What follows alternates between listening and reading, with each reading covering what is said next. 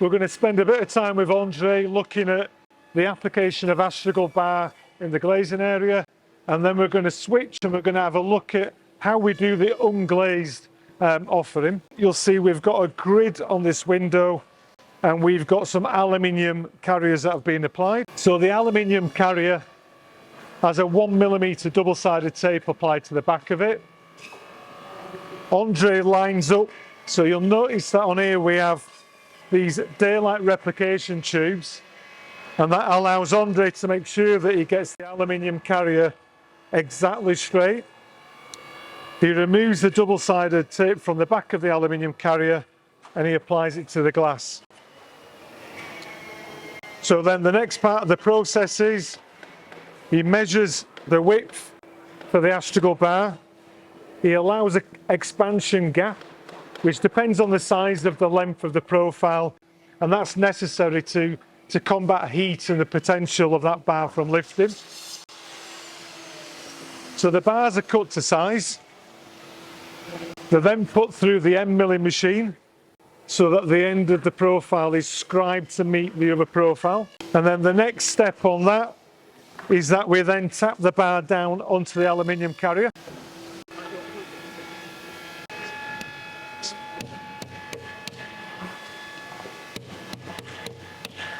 So the key point here is it's the aluminium carrier that is attached to the glass, not the bar. One of the big differences between aluminium and PVC is the expansion. So aluminium does not expand as much as PVC. So the adhesion of the aluminium carrier to the glass is much stronger than just putting the tape on the back of a bar and applying the bar to the glass. In a dummy sash scenario with Astragal bars, we fix the dummy sash behind the glazing bead. So obviously now the window's shut, the window's screwed shut, but the installer needs to put a fixing through the frame into the structure of the house. So the first thing he needs to do is to remove the Astragal bar. In a scenario where the Astragal bar is stuck to the glass, that presents a problem, and it means that a lot of fabricators send the bars out loose and don't stick them to the glass. In our setup, it's the aluminium carrier stuck to the glass, so all the fitter needs to do is get a glazing paddle, lift the Astragal bar. That then allows him access to the side beads.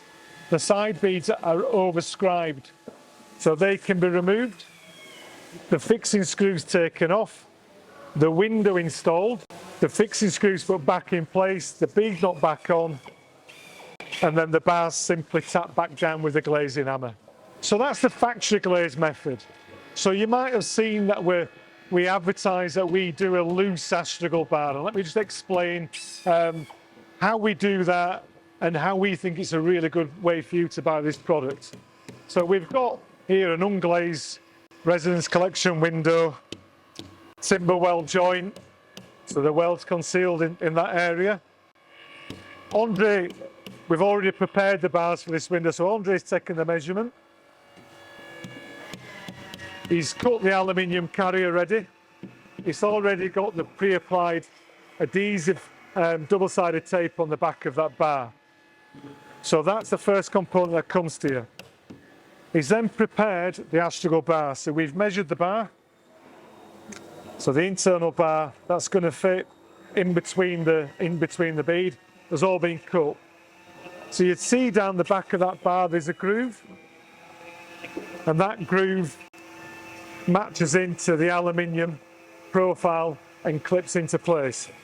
So those profiles come cut and milled, ready to be applied. And then the most important part of this process is we give you a cleaning wipe. It's really important you use that. That's an alcohol-based cleaning wipe. If you use a general glass cleaner, that can leave a residue and that bar potentially does fall off. The alcohol wipe is a really key part of that process. So when this window is packaged, Andre gets the external bar, the internal bar, the aluminium carriers and the tape. He places them on the top of the window, wraps that to the window, and that's just delivered to you as an unglazed product.